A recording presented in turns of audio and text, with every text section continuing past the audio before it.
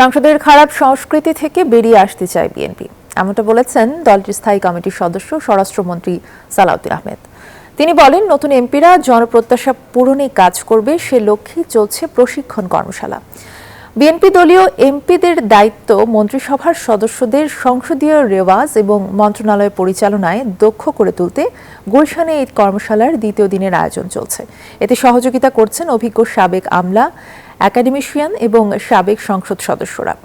দুপুরে কর্মশালার বিরতিতে সাংবাদিকদের সঙ্গে কথা বলেন দুই মন্ত্রী, জানান জাতীয় সংসদের প্রথা অনুযায়ী প্রথম দিন ভাষণ দেবেন রাষ্ট্রপতি। অতীতের ব্যাড কালচার যেগুলো হয়েছে, যেগুলো ব্যাড প্রেসিডেন্ট সৃষ্টি হয়েছে পার্লামেন্ট সম্পর্কে এবং মানুষের যে নেতিবাচক ধারণা সৃষ্টি হয়েছে, এগুলো সব মানুষের মন থেকে আমরা মুছে দেবো ইনশাআল্লাহ। আমরা একটা ভালো পার্লামেন্টারি প্র্যাকটিস আমরা সৃষ্টি করব এবং তার মাধ্যমে নজির স্থাপন করব, আর জাতির জন্য আমরা বেস্ট কন্ট্রিবিউশন যাতে করতে পারি এই পার্লামেন্টের মধ্যে দিয়ে সেই চেষ্টা করছি। দেশের প্রচলিত নিয়ম অনুযায়ী, আমাদের দেশের সংসদীয় ব্যবস্থা অনুযায়ী সংসদের প্রথম অধিবেশনে রাষ্ট্রপতি বক্তব্য দিবেন। এ ব্যাপারে সমস্ত প্রস্তুতি সম্পন্ন হয়ে গেছে। পদ্মা সেতু, মেট্রো রেল এবং এলিভেটেড এক্সপ্রেসওয়ে নির্মাণের গর্বিত অংশীদার বসুন্ধরা সিমেন্ট। গুলশানে এই মুহূর্তে আছেন সহকর্মী বদরুল আলম শাওন। বিএনপির কর্মশালা নিয়ে আরো জানবো তার কাছ থেকে। শাওন, জানাবেন যে কর্মশালায় কোন বিষয়গুলোর প্রতি আসলে গুরুত্ব দেওয়া হচ্ছে এবং বিএনপি নেতারা কি বলছেন?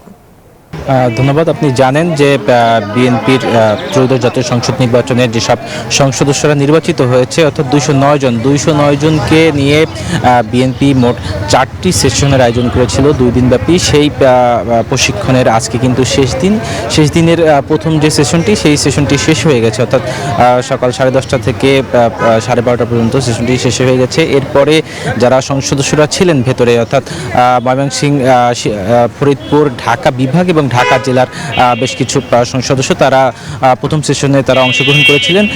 সেখান থেকে তারা বের হয়ে যেটি বলেছেন যে আসলে বিশেষ করে যারা নতুন সংসদ সদস্য এবার হয়েছেন, তারা আসলে সংসদের কার্যবিধি কি, তার আসলে সেখানে কি ধরনের বিধিবিধান রয়েছে, সংসদীয় কমিটি রয়েছে, সেই সংসদীয় কমিটির কাজগুলো আসলে কি, সেই বিষয়ে কিন্তু তাদেরকে ধারণা দেওয়া হয়েছে, যাতে আগামী সংসদ অর্থাৎ 12 তারিখে যে সংসদ বসছে, সেই সংসদ অধিবেশনে এইসব সংসদ সদস্যরা, নবীন সংসদ সদস্যরা যাতে কার্যকর ভূমিকা রাখতে পারে, গণতান্ত্রিক মাধ্যমে দেশের মানুষের যে চাহিদা, সেই চাহিদার যে দাবি দেওয়া, আইন প্রণয়ন, সেই জায়গাটিতে তারা যাতে সুষ্ঠুভাবে তাদের কাজ সম্পাদন করতে পারে, সেই বিষয়টি তাদেরকে শেখানো হয়েছে। সেক্ষেত্রে যারা বিএনপির পুরনো অভিজ্ঞ সংসদ সদস্যরা ছিলেন, তারা কিন্তু তাদের সেই অভিজ্ঞতার তাদেরকে সাথে শেয়ার করেছেন, যাতে তারা সেই অভিজ্ঞতার আলোকে তারা আগামী সংসদকে কার্যকর করতে পারেন।